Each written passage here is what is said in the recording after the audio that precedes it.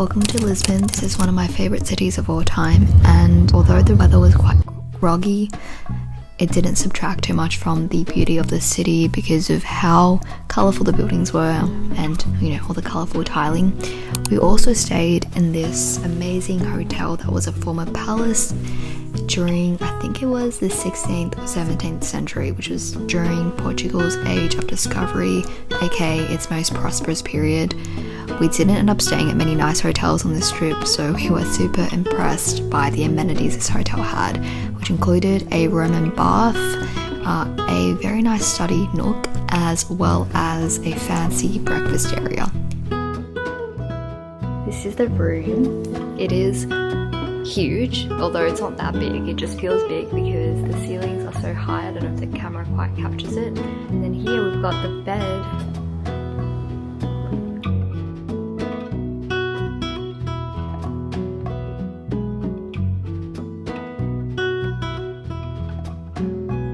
After putting our things down, we decided to go out for some sweet treats, starting with, of course, a Portuguese tart.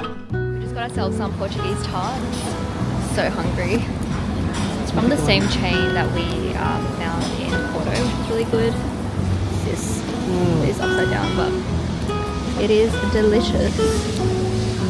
And then we decided to try out a different branch for the tarts and this delicious lemon treat. So fluffy. I was still hungry at that point, so I decided to get a boba hoops, which Felix did not approve of. There's one of working to that. Really? Yeah. Well then, I'll have it. Again, look at how intricate the tiling of these buildings are. Look at the tiling of this building. The city has so many hills, I'm already getting a bit tired walking. I also saw a sardine shop. This is in fact a chain. It was very fancy on the inside, but the sardines are very expensive. I'm pretty sure it's a tourist trap. We also went to this viewpoint and had an amazing view of the entire city and all the red rooftops, the iconic Lisbon view.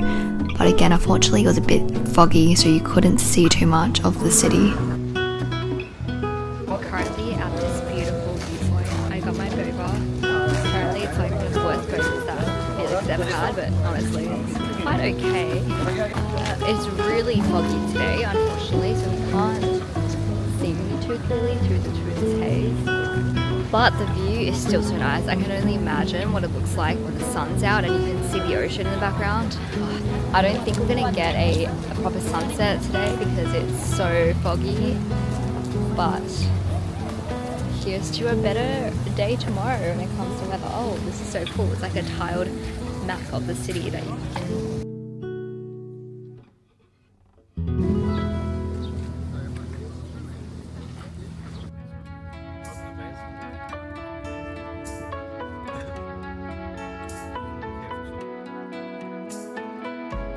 shopping mall and trying to find the entrance.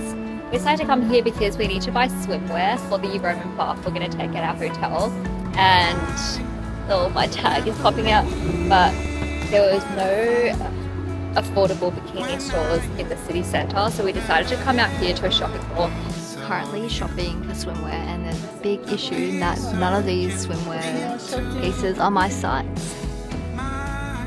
For dinner that night, we went to a famous seafood restaurant, and apparently, according to Felix, it was delicious. I didn't have too much because I wasn't feeling like seafood that day. Oh, what a perfect thing to do. If we put our past behind, then we could start a future. If we try to make seafood meal. Felix ate most of it because he's the biggest seafood fan, and I wasn't really feeling the sharkish, so I decided to come on a screen to try out their salads. So this is my salad. I think it's a Mediterranean bowl, and it looks delicious. It's a beautiful restaurant as well. People working here as well. There was also a lot of great bookstores that sold English books. Like this one was just giant and had a cute little cafe hidden at the back as well.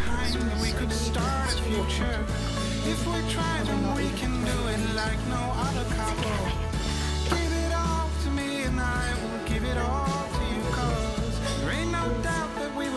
This is another bookstore. I think it's a second-hand / rare bookstore. forever after. This is like the garage of the hotel, and I don't know what we stumbled into. And I think it's used for tours, maybe.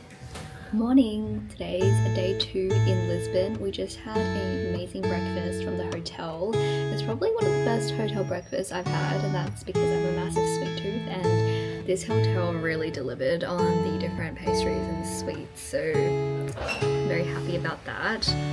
We're now heading to the west of Lisbon, which I believe is where the famous tower is and where the first Portuguese tart was made. I think Felix has already had around like 8 Portuguese tarts since we landed, so it'll be hard to beat the ones we've had. But before we headed to the other side of Lisbon for the famous Portuguese tarts, we walked around the streets in the historic area and looked at a lot of the artisan and craft shops, including a lot of shops that were selling tiles.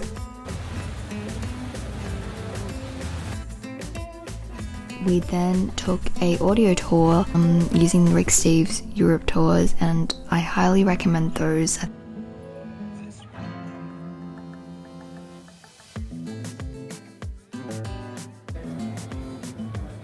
We then stumbled into this deli that was selling expensive ham, and I think it was $4 per piece, which is ridiculous, but it was delicious.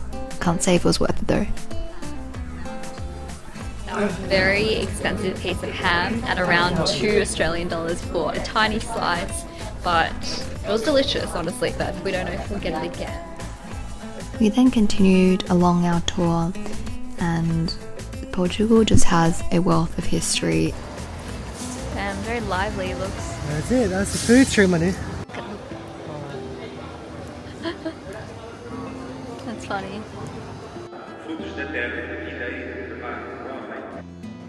Rick Steves also recommended this shot to us, so we tried one before going on this street cart up to the viewpoint we were at the other day, and then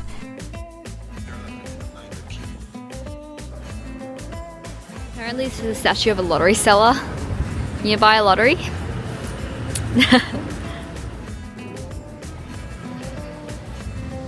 And here we are on our way to the other side of Lisbon for these famous Portuguese tarts. Apparently this place used to be a nunnery, I think, or a place for monks, but regardless, it was like the first place that sold Portuguese tarts.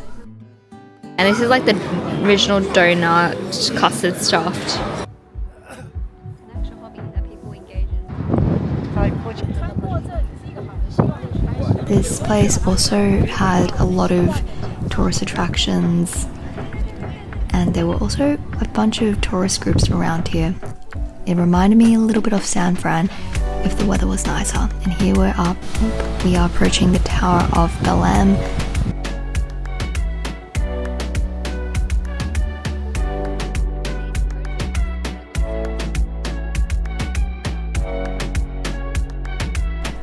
We then headed to the LX factory, which is this very cool converted warehouse vibe shopping district, and we saw this huge bookstore that again looked like a converted warehouse, and it was just cavernous. So many books just everywhere. And we had a delicious meal at this place nearby that felt very home cooked.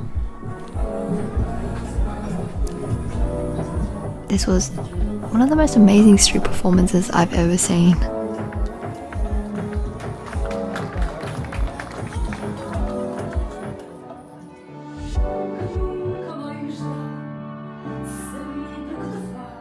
We ended our trip with a nice long dip in the Roman baths in our hotel, and it was super lovely because we were the only ones there.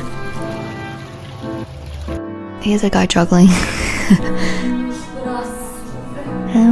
Sadly we had to fly Ryanair back, so there's that.